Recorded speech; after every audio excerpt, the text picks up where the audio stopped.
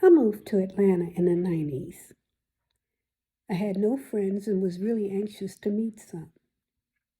So one day at lunch, over cocktails, I met this woman. And she was really nice, and we seemed, had some things in common. She wasn't from here either, and she invited me to go to church with her that evening. Now, I hadn't been to church in a long time, so I was eager to go, although I was a bit apprehensive because we both had alcohol on our breaths.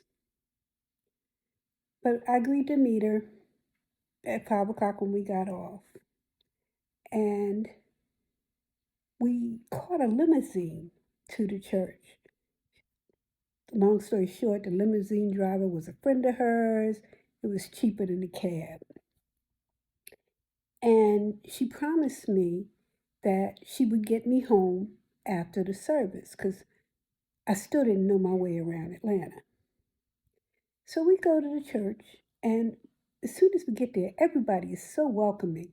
Hi, how you doing? Hugs and kisses like we were part of the family. And I have to admit, I was impressed.